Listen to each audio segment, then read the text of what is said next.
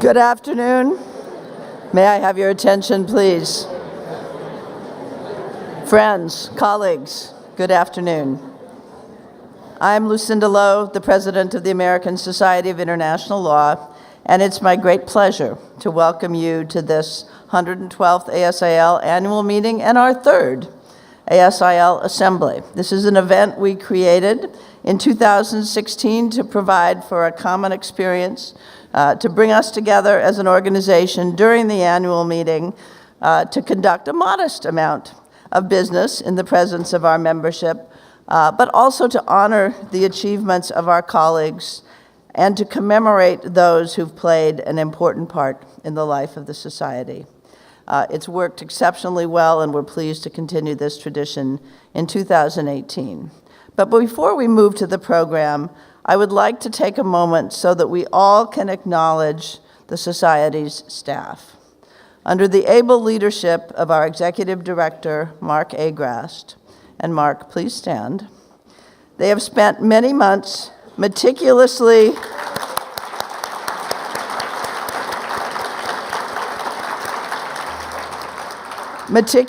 organizing everything you experience at the annual meeting, as well as the many Society programs, activities, and publications you enjoy throughout the year.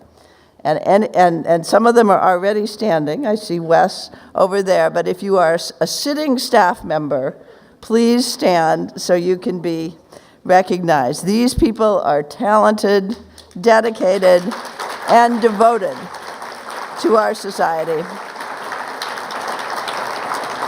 And when you see them in the hallways, please express your personal appreciation for all of the extraordinary work they do, not just for this meeting, but every day. Thank you. We begin by calling to mind the leaders and members of our Society whom we have lost since the last annual meeting. As you have all seen, we have chosen to dedicate this annual meeting to the memory of David Caron, who served as president of the Society from 2010 to 2012, and whose untimely death on February 20th of this year was an enormous loss for our community. In a moment, you're going to hear from his friend and mentor, Charlie Brower, about David. But first, I would like to ask Professor Leila Sadat to come to the podium. Leila is going to offer some brief remarks in memory of Professor M. Sharif Basuni, a beloved friend and colleague whom we also lost this past year. Leila?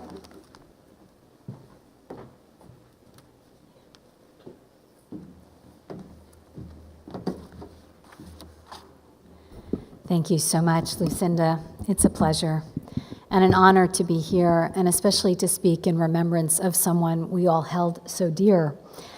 On September 25th, 2017, the world lost a great soul, Professor M. Sharif Basuni. Sharif was a friend, a colleague, a mentor, and an inspiration to me personally and to many like me. He was also a great friend to the American Society of International Law, which he joined in 1962. He regularly appeared on panels, participated in task force, and of course received the Goler T. Butcher Medal in 2014 from the Society for his outstanding contribution to human rights, an honor I know he cherished. Sharif was a truly global citizen, brilliant, creative, hardworking, skilled in international diplomacy, and fluent in at least 6 languages. He was known as the father of international criminal law. From the Torture Convention to the Apartheid Convention to the Statute of the International Criminal Court, his fingerprints are on every major international criminal law instrument of the past 50 years, including the emerging new Convention on Crimes Against Humanity. As a scholar, Sharif wrote and edited 75 books and several hundred law review articles in Arabic, English, French, Italian, and Spanish. His publications have been repeatedly cited by the Yugoslavia Tribunal, the Rwanda Tribunal, the International Criminal Court, and even the United States Supreme Court, and they were always thoroughly researched, beautifully written, and copiously footnoted. A native of Egypt, trained in universities there, in Europe, and in the United States, He ultimately made his way to Chicago, a city he called home for the entirety of his academic life, and which now has a street named in his honor. He joined the faculty of DePaul College of Law in 1964, where he founded the International Human Rights Law Institute and was also instrumental in establishing the International Institute of Higher Sciences in Syracuse, Italy, which he headed until 2015, and which has trained more than 48,000 jurists from 167 countries. He worked extensively with the United Nations and was appointed to co-chair the committee of experts tasked with drafting an anti-torture convention, chaired the commission to investigate atrocities in the former Yugoslavia, and chaired the drafting committee of the Rome International Criminal Court Conference that established the ICC. His time investigating atrocities in Yugoslavia had a really profound effect upon him. He would tell story after story of his encounters with sobbing and devastated survivors who had been the witness to murder or the victim of rape, and who were terribly scarred and deeply grateful to find someone, anyone, who would listen to them. He exhumed mass graves, he fought with UN bureaucracy, infamously sometimes as well, and ultimately produced a report that led to the establishment of the ICTY, which recently conducted its last trials. And even whilst accomplishing all of this, Sharif regularly took time to lecture all over the world, bearing witness to what he had seen, training young minds, and inspiring other scholars to follow in his footsteps. Sharif was also deeply grateful and enjoyed his life. To dine with friends, to listen to music, to take in the beauty of the world and enjoy art even in the midst of war and sorrow. The courses for jeunes pénalistes held in Syracuse were particularly memorable, involving not only a star-studded cast of expert participants, but singing in many languages that went on till well into the wee hours of the morning.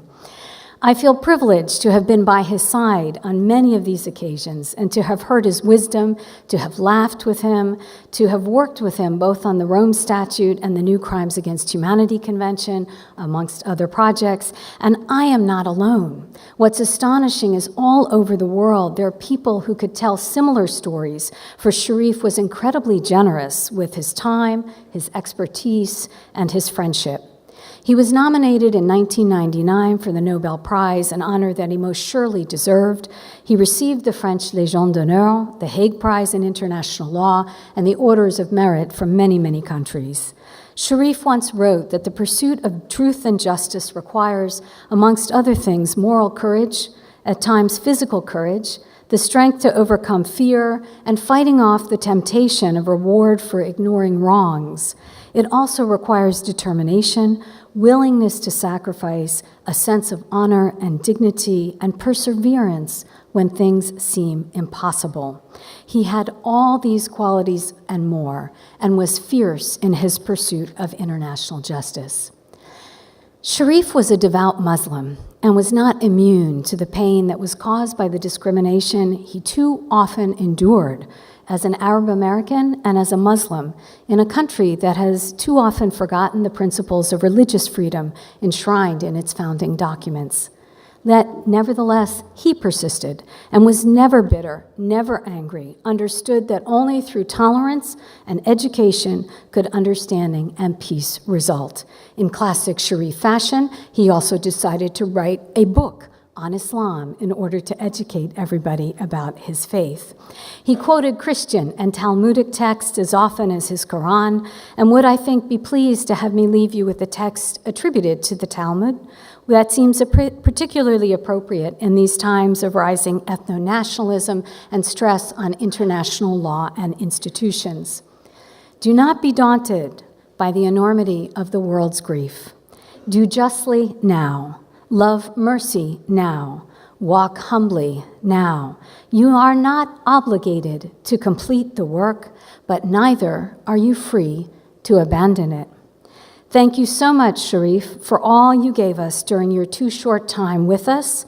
We may have lost a father, but your work and your legacy will endure, residing in each one of us, in your writings, in the institutions and laws that you helped to build and establish, and of course, in the heart of this assembly.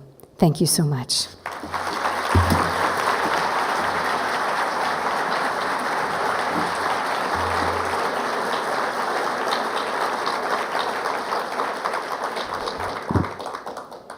Thank you very much, Layla, for that very lovely tribute. And now may I invite Judge Charles Brower to come to the podium to speak to us about David Caron.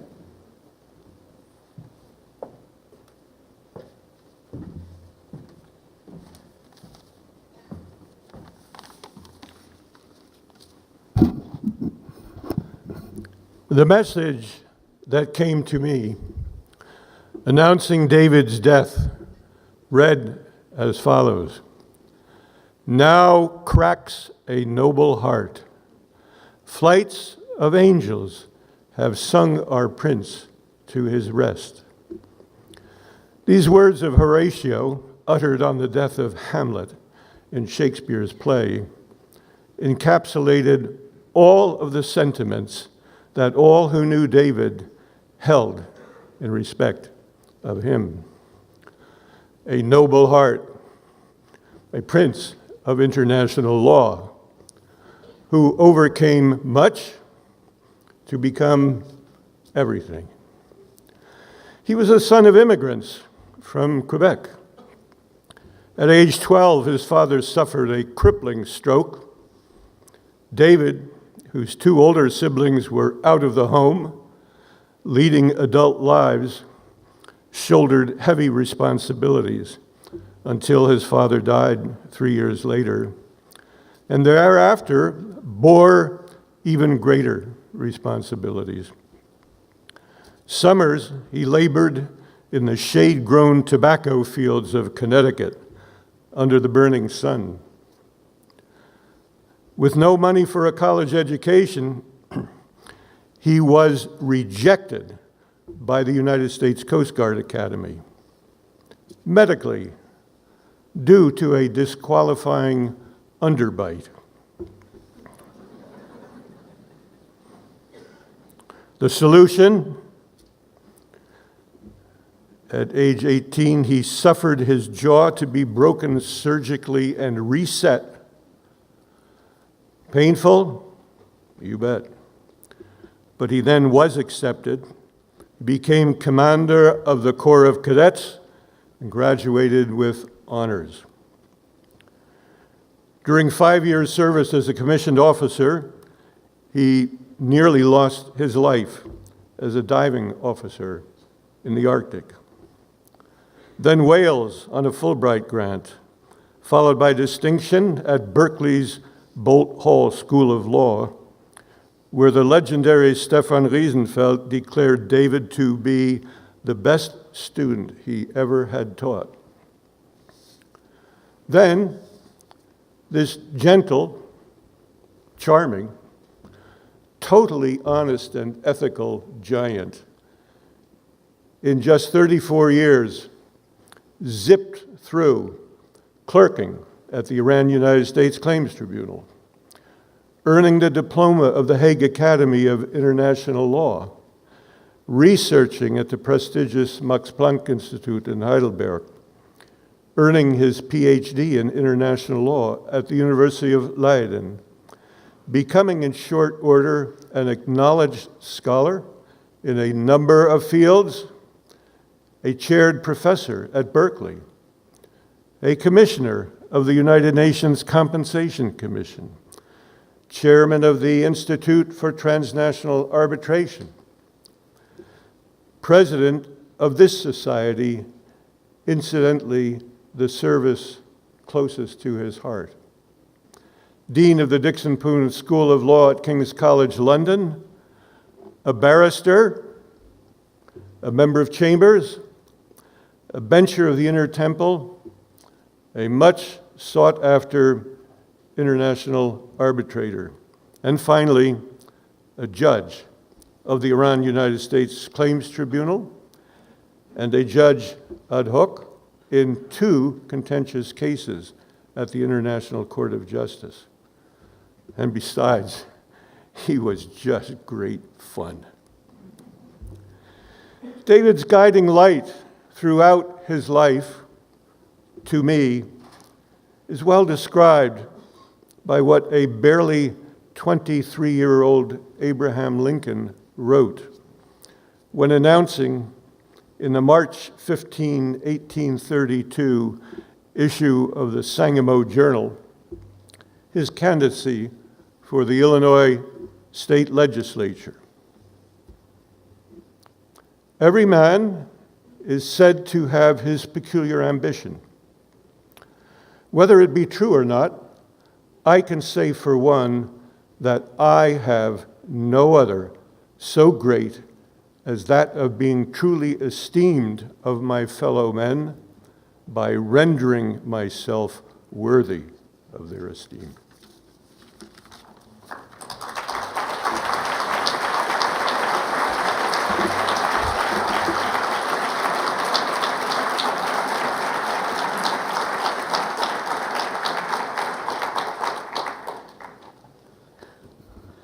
I should say that we've chosen to dedicate this meeting to David because we felt it was important to our members who are feeling a deep loss.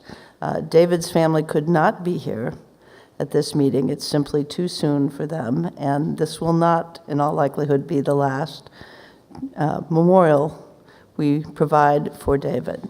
So we are actively thinking about what would be an appropriate perhaps long-term recognition for him, and we welcome ideas in that regard. Thank you, Charlie. Although time does not permit us to offer spoken tributes to all those whom we remember at this time, their names do appear in your programs, and I invite you to rise out of respect for all of them while I read them aloud. Their pictures are on the screen.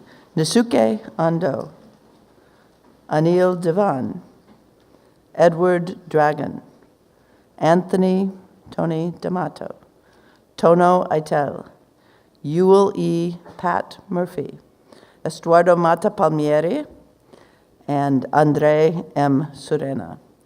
In addition, we mourn the passing of Asma Jahangir, the 2012 recipient of the Goler T. Butcher Medal.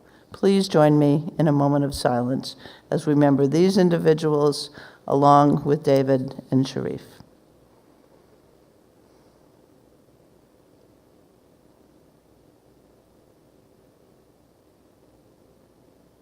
Thank you. Please be seated. I would now like to call to order the annual general meeting of the Society, and I'll identify a number of groups, and I would ask the groups I identify to stand at your seats as you are announced. First, I would like to recognize the outgoing officers and members of the Executive Council. I would like to thank them for their service and dedication and to express my personal appreciation for the opportunity to work with them, for their good counsel, for all that they've done for the Society. So please, if you are an outgoing officer or Executive Council member and you are present, please stand to be recognized, and I'll just read the names. Our Honorary President, Rosemary Barquette, Catherine Amerfar, Cal Rustiala, Karen Alter, Doak Bishop, Olufemi Elias, Susan Frank, Blanca Montejo, Gideon Zalibe, Beth Van Skak, Carlos Vasquez, Jeff Blake, Mary McLeod, and Joel Trachtman. Please join me in a round of applause.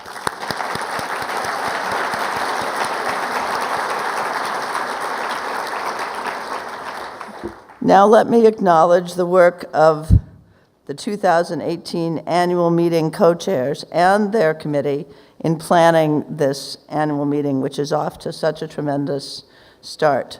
May I ask the co-chairs Kathleen Clausen, Jacob Katz-Kogan, and Tafazdwa Pasapanoja, and all of the members of the 2018 annual meeting committee who have worked so hard.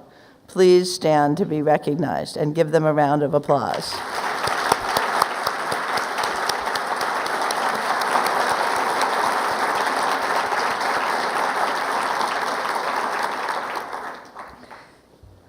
It is now my pleasure to announce the co-chairs of the 2019 annual meeting.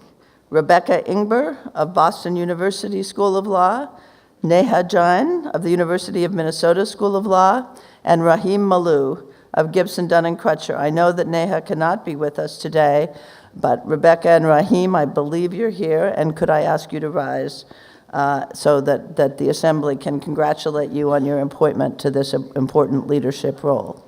Or have they already, they're planning away, perhaps. I don't see them. Okay.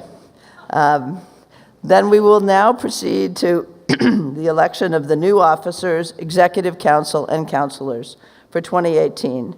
First, I would like to acknowledge Andrea Bjorklund, the chair of the 2017 Nominating Committee, and her fellow committee members, Anna Spain Bradley, Duncan Hollis, Edward Kwakwa, Natalie Reed, and Louis Yamzon for their diligent and thoughtful work in assembling the slate of nominees.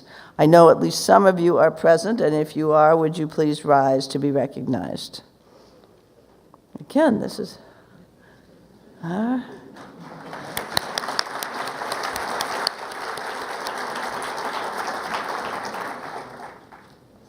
Pursuant to the Constitution and regulations of the Society and the Nominating Committee guidelines, the Nominating Committee submitted a slate of candidates for all elective offices at least 90 days in advance of the annual meeting, and notice was provided to members of the Society at least 60 days in advance of the annual meeting.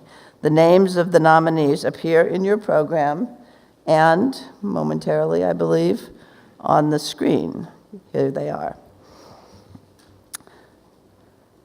All applicable requirements having been met, do I have a motion for approval of the slate of nominees? Second? All in favor, please say aye. Aye. All opposed? Abstentions? Thank you. The slate is approved. Please, if you're among this list of new officers, council members, and councilors, please stand so that you can join me in recognizing them.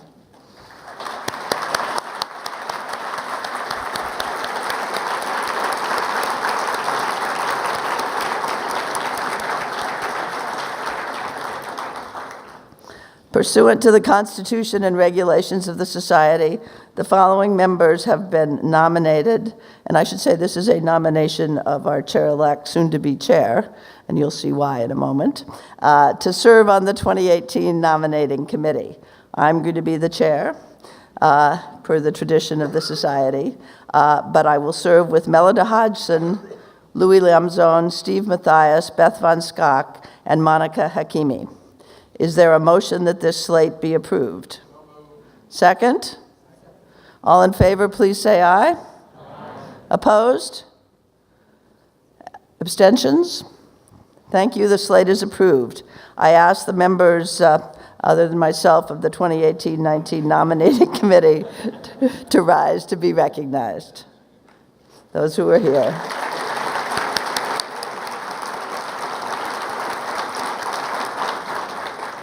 Before we conclude the annual general meeting, it's been our custom to ask whether there's any other business to be brought before the meeting.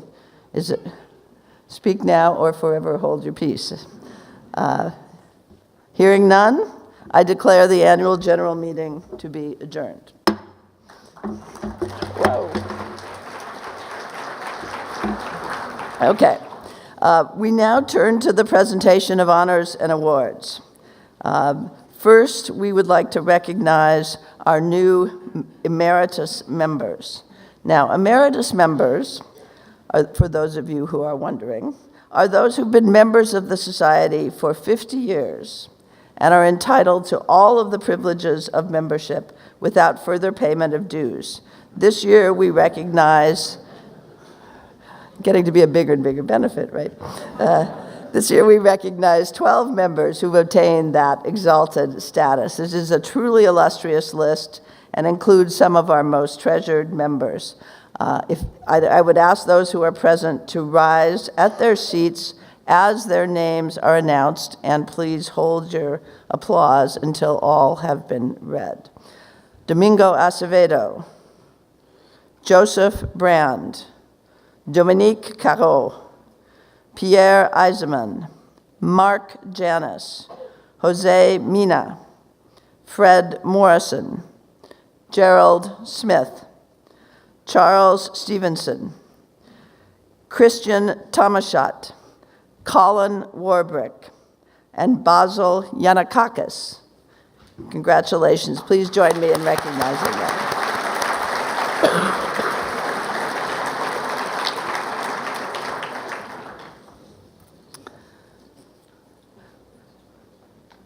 We next turn to our Helton Fellowships. The Helton Fellowship Program was established in 2004 to recognize the legacy of our dear friend Arthur Helton, who died in the bombing of the UN mission in Baghdad in 2003. I would like to acknowledge the support of Arthur's wife, Jacqueline Gilbert, and our patrons, Ben and Don Ferenz, whose generosity has done so much over the years to sustain these fellowships. As I announce the names of the 4 Helton Fellows for 2018, I would ask those who are present to rise at their seats. And again, please hold your applause till all the names have been announced. Lisa Gluckstein, Alexa McGee, Wilson Melbostad, Christine Ryan. Please join me in congratulating the class of Helton Fellows for 2018. We now turn to the prizes that have been awarded by interest groups within the Society, and I'm going to invite each winner to rise to receive your applause as his or her name is announced. The first award is presented by the Cultural Heritage and the Arts Interest Group to Jack Mitchell of Georgetown University Law Center for his piece entitled, "When Should Cultural Heritage Destruction Be Prosecuted as a War Crime?" submitted as part of the International Cultural Heritage Law blog post competition. Please join me in congratulating Jack.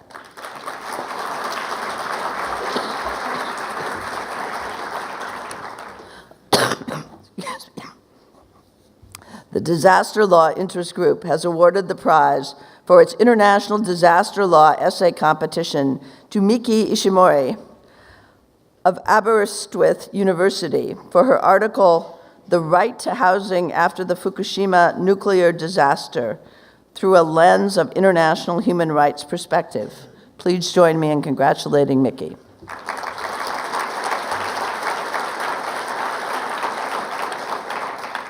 The International Refugee Law Interest Group has selected Ingwe Jia Nicholas as the winner of its student writing competition for his submission entitled "Time to Pay the Fiddler: Monetary Compensation for Causing the Mass Exodus of Refugees." Please join me in congratulating Nicholas.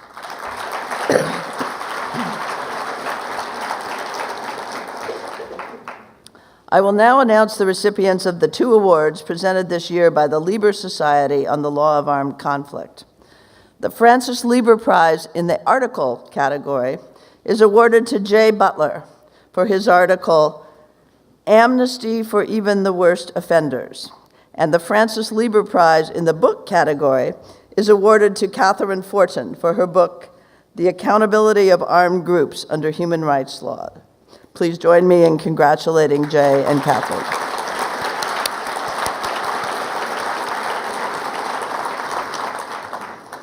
The last of our interest group prizes is the 2018 Prominent Woman in International Law Award, which was presented by the Women in International Law Interest Group at today's Willing Luncheon. And for those of you who were there, I know you will agree with me that it was a very moving event on many levels.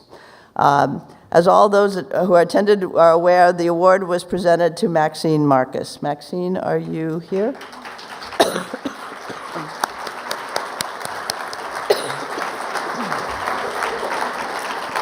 Please join me in congratulating her. We now turn to the presentation of 2 awards established by the Society in memory of Francis Deac, the former head of the International Law Program at the Carnegie Endowment for International Peace. The Student Deac Award, established in 1972, is awarded by the International Law Student Association and Oxford University Press for the best student-written international law article in a student-edited law journal. I would like to invite John Luth of Oxford University Press to join Executive Director Mark Agrast and me on the stage to present the certificate and the letter from Oxford University Press. The winner of the Student DEAC Award is Beatrice A. Walton for her article, Duties Owed, Low-Intensity Cyber Attacks and Liability for Transboundary Torts in International Law. As Beatrice comes to the stage, please join me in recognizing her.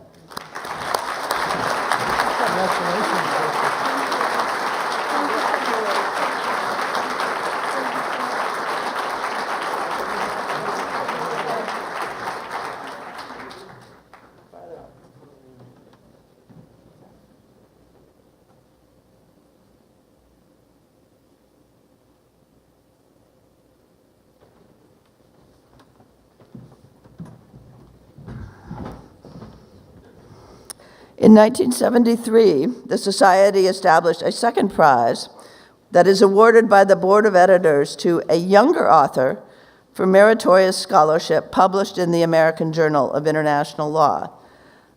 The 2018 Francis DeAc Prize has been awarded to Megan Donaldson for her article, Survival of Secret Treaties, published in Volume 111, Issue 3 of the journal. And at this time, I'd like to invite both Megan and the AGIL editors-in-chief, Jose Alvarez and Benedict Kingsbury, to join us on the stage.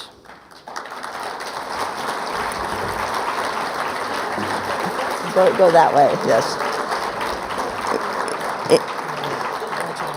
In its citation, the selection committee noted that Judge James R. Crawford and Professor David P. Stewart have consulted and are in agreement to award the 2018 Francis DeAc Prize to Megan Donaldson for Survival of the Secret Treaty. We consider that her piece reflects excellent research and analyzes an important topic historically, tracked across the years in a very well-written, definitive study which will be read for a long time. It is thoughtful, well-organized, well-documented, a joy to read, and a unique investigation into an unexplored topic, entirely worthy of the distinction. Please join me in congratulating Megan on this achievement.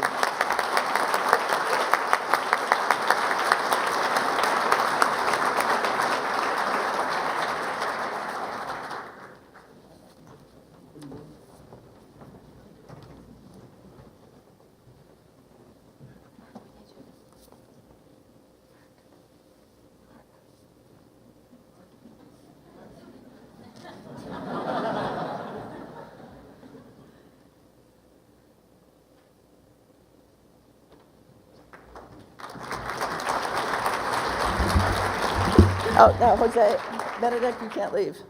No, Jose, you can't leave either. Please.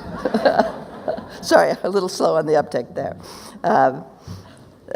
We'd like to make a special presentation. Jose Alvarez and Benedict Kingsbury have jointly presided over the editorial board of the American Journal of International Law for the past 5 years. They've nurtured the journal, brought an already preeminent publication to new heights of contemporary relevance and scholarly excellence. They've also overseen the creation of the online companion to the journal, AGIL Unbound, which has become one of the most exciting and dynamic publishing ventures in the field. And they've helped nurture us through the transition to our new publishing platform with Cambridge University Press. In recognition of their extraordinary service and dedication to the Society, it's my privilege to present each of them with a special certificate of recognition that reads as follows, and I quote, "The American Society of International Law honors Jose Alvarez and Benedict Kingsbury for distinguished service to the Society, innovative leadership, and dedication to the highest standards of scholarship in international law," unquote.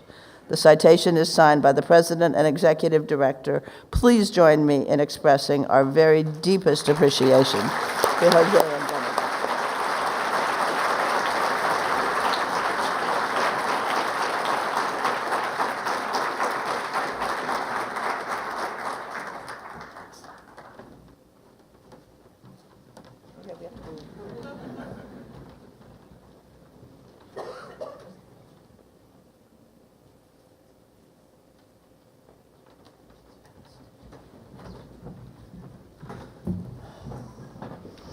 We also take this opportunity to introduce and congratulate Professors Curtis Bradley and Lawrence Helfer of Duke University School of Law, who begin their 5-year term as editors-in-chief of the American Journal of International Law at the conclusion of this meeting. Kurt and Larry, we know you have a hard act to follow, but we cannot imagine any pair that is better equipped to take on this exciting challenge. Would you please rise to be recognized?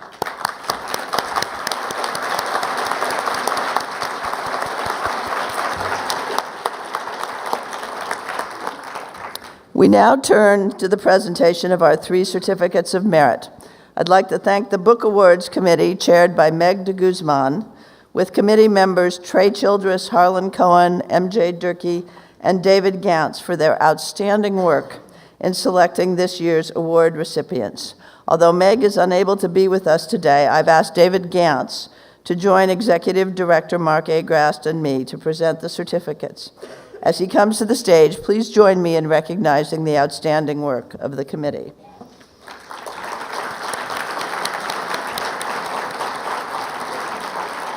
I will now invite the recipients in turn to join us on the stage to accept your congratulations as their names are read. Our first award is the Certificate of Merit for High Technical Craftsmanship and Utility to Practicing Lawyers and Scholars. It is awarded to Jürgen Bazido, Gisela Ruhl, Franco Ferrari, and Pedro de Miguel Asensio for the Encyclopedia of Private International Law, published by Edward Elgar. We are delighted to have all 4 authors with us to accept the award. Please join me in welcoming them to the stage.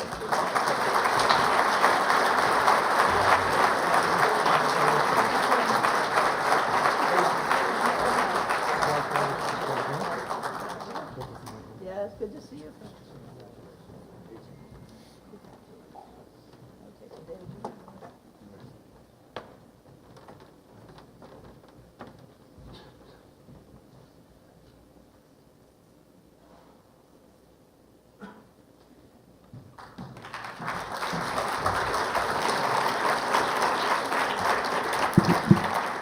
Our second award is the Certificate of Merit in a Specialized Area of International Law, and it goes to Daniel Bodansky, Yuta Brunet, and Lavanya Rajamani for International Climate Change Law, published by Oxford University Press.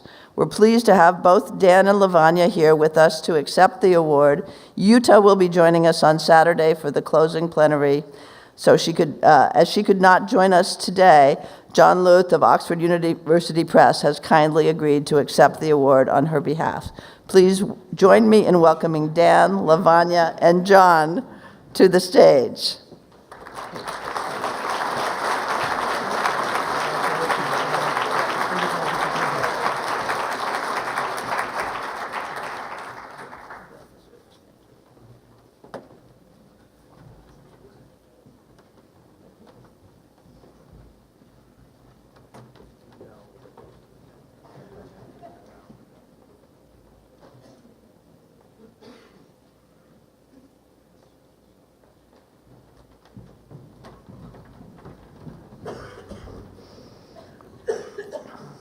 Our final book award is the Certificate of Merit for a Preeminent Contribution to Creative Scholarship, which this year has been awarded to Anthea Roberts for her book, Is International Law International? From Oxford University Press. Please join me in welcoming Anthea to the stage to accept the award.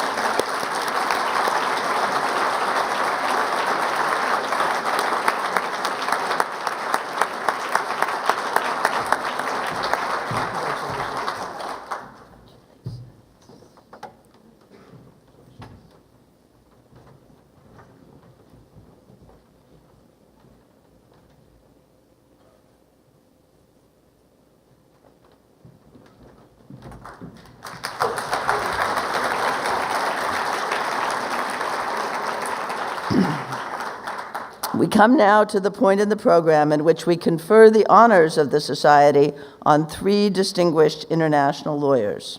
First, I'd like to express my appreciation to the Honors Committee, chaired by David Bowker, with committee members Judge Joan Donahue, Dawn Yamane Hewitt, Shemen Keitner, and Harold Coe for their excellent work in selecting this year's honorees. As David joins Executive Director Mark Agrast on the stage, please join me in recognizing the work of this committee.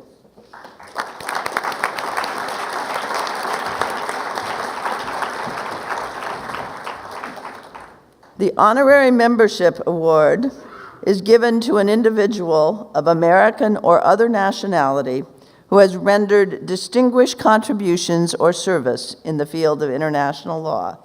And we're deeply honored to present this award to Olufemi Elias.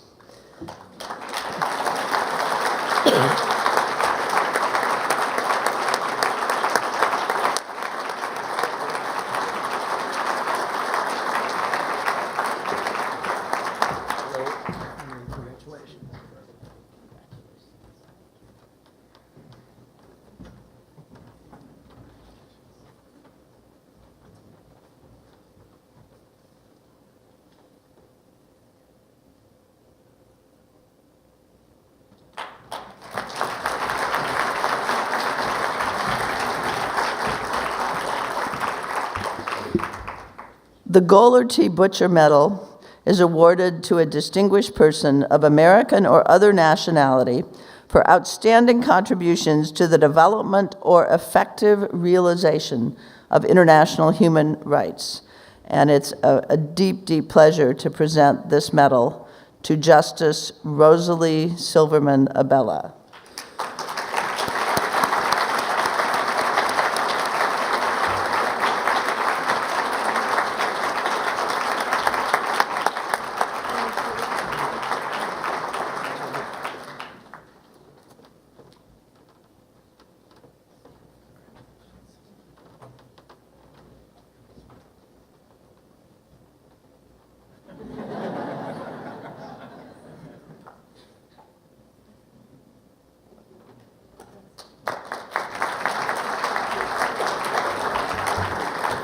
I don't know about you, but I had to beat back tears at the Willig lunch at Justice Abella's talk. It was very lovely. Our final award this evening, and it's the Society's highest award, is the Manly O. Hudson Medal, which is awarded to a distinguished person of American or other nationality for outstanding contributions to scholarship and achievement in international law. And it's a great personal pleasure for me, since I will share with you that it's only because of Peter that I first became a member of the Society from our work together early in my career. So it's a deep personal pleasure for me to present this award to Peter D. Trudoff. Peter, please come to the stage.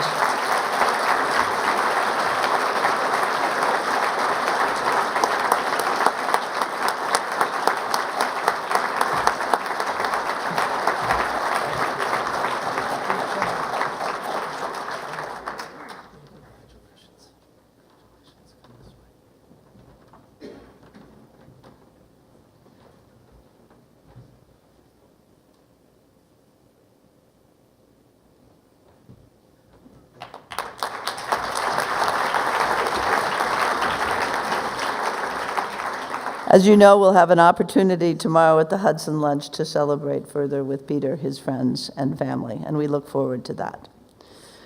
We now move to a new item of business. Many of our members may be unfamiliar with the name of Alona E. Evans. In 1980, she was the first woman to be elected president of the Society. She was a scholar and teacher of renown, and although trained in political science rather than law, she became a leading authority on international law, a dynamic leader of the Society, a member of the board of editors of the American Journal. Now, very tragically, her term as president was cut short when she died unexpectedly only months after taking office. The Society is giving thought currently to ways in which we can celebrate her life and legacy. In 1974, Alona Evans and a co-author wrote a note in the American Journal of International Law exploring a little-known chapter in the history of the Society. It began with a quotation from the Regulation on Membership, adopted at the first meeting of the Society's Executive Council on January 29, 1906, and I quote, "Any man of good moral character, interested in the objects of the Society, may be admitted to membership in the Society," unquote. In her article, Alona Evans went on to describe the ambivalent position of women in the Society's early years. A 1906 newspaper dispatch appeared to contradict the regulation, stating that women are also welcome to membership, and there was actually one woman, Dean Mary Elizabeth Urch, who was among the first registered members. Nevertheless, two early applicants for admission, Belva Ann Lockwood, a well-known advocate of women's suffrage, and Jane Addams, the peace activist and founder of Hull House, were denied membership. Change finally came in 1921. I should say that after she was denied membership, Jane Addams was notified by the secretary, James Brown Scott, that, quote, "men only are eligible to membership," and she was invited to subscribe to the Journal instead for the same amount as the annual dues. But in 1921, change came following the adoption of the 19th Amendment. At the Executive Council meeting of November 13, 1920, President Elihu Root seconded the motion of Robert Lansing to amend the membership regulation from man to person, thus admitting women to full membership. Now, we cannot know how many women were denied membership between 1906 and 1921, or how many were discouraged even from applying. But one of our members, Cornelia Weiss, who's unfortunately not with us today, recently approached me with a proposal originally suggested by Professor Diane Marie Amen, that the Society grant membership on a posthumous basis to women whose applications were denied during that 15-year period. The Executive Council has taken this proposal to heart and gone beyond it. Yesterday morning, the Executive Council approved a two-part resolution. The first paragraph is here, and then there'll be a second paragraph that follows. As you can see, it says, "Resolved that the American Society of International Law, wishing to provide recognition and posthumous redress to women who were excluded from membership in the Society during its early years, hereby confers membership on Jane Addams, Belva Ann Lockwood, and on any other woman whose applications for membership were denied from 1906 to 1921. Now, we do not know what other identity-based forms of discrimination may have taken place during the Society's history. We're fortunate to have the fragments that we have, but we are sensitive to the possibility that it may have occurred. And for that reason, the resolution of the Executive Council had a second paragraph, which is now up on the screen. Further resolved that the Society should undertake additional research to determine which members of other groups also were excluded from membership over the course of the Society's history and merit similar redress. So please join me in celebrating the righting of an historical injustice and in welcoming these newest additions to the Society's membership rolls.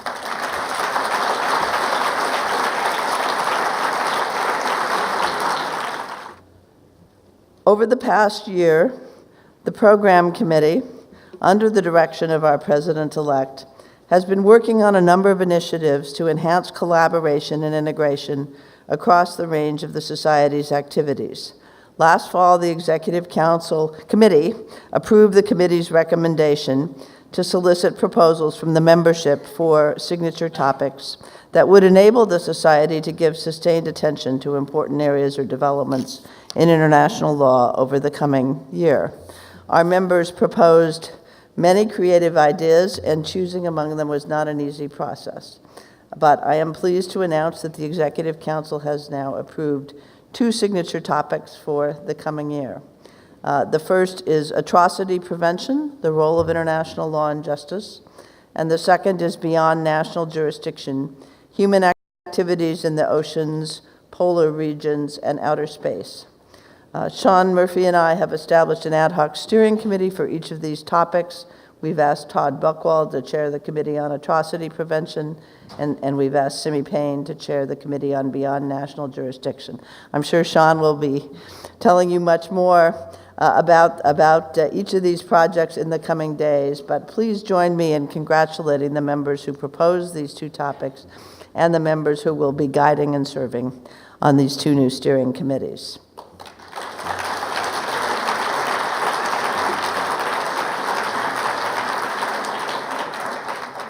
I'm also pleased to announce the release of the second edition of the Society's Centennial publication, International Law, 100 Ways It Shapes Our Lives.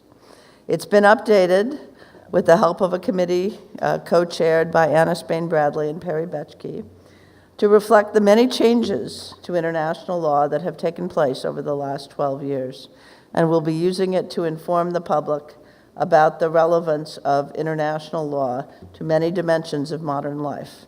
You can find the 100 Ways 2.0 at www.asil.org/100ways. We've also posted a podcast in which our executive director and I discuss this project, and this is the first in a new podcast series we are calling International Law Beyond the Headlines, which will be available on the Society's website and through iTunes. Finally, on behalf of Sean and myself, I'm pleased to announce the date and location of the 2018 mid-year meeting of the Society. We received some very strong proposals to host this year's meeting, and we'd like to thank each of the schools that submitted proposals.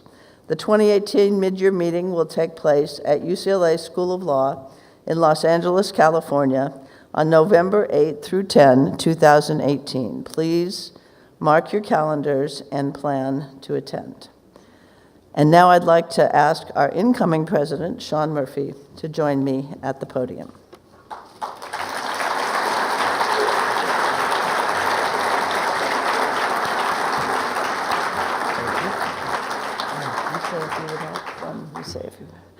So I'm going to beg your indulgence in making a few final remarks as my presidency winds down. And what came to mind when I was thinking about this was actually a needlepoint that my mother had on the wall when I was growing up. It said, "A happy marriage is a long conversation that seems all too short." That's about the way I feel about my tenure here in the Society. 2 years preceded by a year as president-elect is actually about the right time, I think, but it goes very fast. We've had an extraordinary team working to strengthen the Society and move it forward in the past 2 years and to respond to the challenges and opportunities that we have faced. Our strategic planning exercise done when I was president-elect gave us a common vision and basis for moving forward. The challenges we've faced have included questions raised about the very foundation of the system, the international legal system that was created in the wake of World War II. Challenges that have been presented by political developments in the US, but elsewhere as well. We've tried to respond to those with enhanced outreach programs, including our Trump and International Law series and the update of the publication I've just referred to. We forged some new institutional relationships. Saturday, in connection with the final plenary session, we'll be signing a memorandum of understanding with the OECD, as an example, which will give us opportunities for member engagement and enhanced impact for our organization. We've strengthened our publications and our finances, the latter, of course, being essential to our survival as a society, all while trying to continue to serve our members, to provide them with the education, the networking, and the other benefits they seek when they join us and become part of our community. It is a true privilege to lead this organization, to get to know many of you. We're bound together by a common commitment to international law and institutions, to the rule of law, and to justice. And I know we will carry forward with distinction under my successor, Sean Murphy. We've been privileged to work very closely together over the last 3 years, and I have no doubt whatsoever that he's fully prepared to lead this organization to even greater success. So I'm about to pass the gavel, but before I do, I would be remiss if I didn't give a few words of thanks. First, to all the leadership of the Society, who's been engaged as never before. Thank you. To our membership, for your inputs, support, engagement, involvement, and commitment to our organization. To my family, especially my husband, Dan McGraw, an unfailing source of support and encouragement. And to the third international lawyer in my family, my daughter, Kendra McGraw, who reminds me daily of our duties to the next generation. And finally, but this is last, but by no means least, to the staff. I thank them at the outset of this assembly for their work on this meeting. Now I thank all of them for everything you've done during my tenure, and particular thanks go to Mark Agrast, our executive director. We have been close partners throughout this period, and the Society has benefited immensely from your vision, thoughtfulness, care, and everything that you do and your commitment. So thank you very much. And now, it is my honor to introduce Sean Murphy, the 48th President of the American Society of International Law. Thank you so much.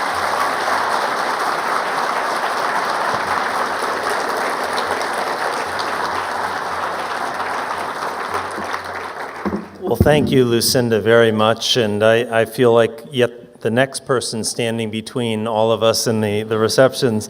But I do want to take just a moment, and it really won't be much more than that, to note on the remarkably successful presidency, Lucinda, that you've had over these past 2 years. We've had 2 highly successful annual meetings, 2 extraordinary mid-year meetings and research forums held in Seattle and in St. Louis. You've been an extraordinary ambassador to all our different constituencies, whether we're talking about our academic friends, law firms, corporate entities, international organizations. You mentioned the MOU with the OECD that we're doing on Saturday. That's just the capstone of so much outreach that you've engaged in, both with respect to our national audience and members and our foreign audience and members. You've established a number of new initiatives that will live well past your time as president. The Trump administration in international law online series is an obvious one to point to, but as Lucinda said, we now have the groundwork laid for a path-breaking podcast series, which we're titling International Law Beyond the Headlines. You are leaving the society on an extraordinarily sound financial footing, and that is something that we are extremely grateful to you for. You mentioned the new agreement we have with Cambridge University Press for our publications, but it goes well beyond that to the fundraising you've done, to the strategic partnerships you've developed for us. You're placing us in an exceptional position. And the reality is, as Lucinda indicated, even as president-elect, she was laying the groundwork for her time as president. She led the strategic task force that came up with a 5-year plan for us, which makes my job a bit easier because I just have to look at years 3 and 4 to try to figure out what we should be doing. But you really, even before you became president, were engaging in extraordinary things. We have a couple gifts for you. So why don't you join me here at the podium again. The first gift was prepared by the staff, and this is a photo album called Pictures of a Presidency that was prepared by Tiller House staff from all the events over the past couple years, something that you can pull off the shelf every so often and take a look at. What a lovely idea. Thank you. The second gift is from Mark Agrast and myself. This also is a book. It's a little bit heavier and and yet we hope it's something that you'll also treasure. This is a first edition of a 1925 book that you might be familiar with. It's by James Brown Scott. It's called Sovereign States and Suits Before Arbitral Tribunals and Courts of Justice, just to show how long we've been thinking about these issues. It was regarded as a classic in its time, and as was apparent from the earlier part of this meeting, James Brown Scott was essentially the first executive director of the American Society and ultimately its third president. Now, he was very much involved at the time when the decision was taken to exclude women. But he was equally involved at the time when the decision was taken to open the doors up to women, and that also thereafter became president. So Mark and I like to think of this as a symbol of the society's ability to overcome injustices in the world. You deserve it. You deserve a lot more.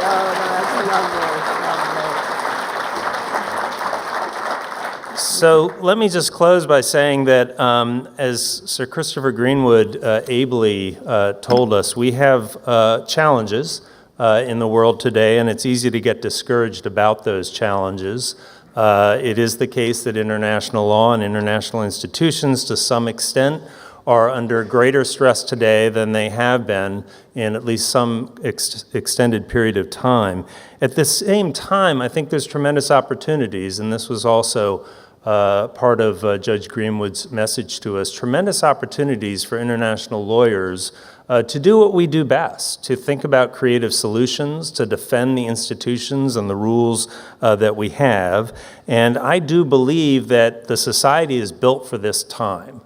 I think that our membership, what we do in terms of educating others, the ability to put on events, to convene people from across the spectrum, this is what we do. And I think we can stand up now, and will do so over the next 2 years under my presidency, moving forward with the society's mission, which is to be at the forefront of both defending and maintaining international relations on the basis of law and justice. And again, I think we have an extraordinary foundation laid for us now due to the efforts of Lucinda over the past 2 years. Okay, I think we're done, but before we adjourn, I've been asked to invite you to join us at the President's Reception being sponsored by the Society and my colleagues at George Washington University. It's on the rooftop terrace of 101 Constitution Avenue. That's just a brief walk from here, and there will be volunteers stationed along the way so we don't lose anybody. That would not be a good way to end things. There's even a map in your print program and also on the app if you want to take a look at that. If you haven't purchased a ticket, there are still some available, so please come on by. And if for any reason you can't walk there, there will be a shuttle out in front of the hotel for those who need it. With that, the assembly is adjourned. Have a nice evening.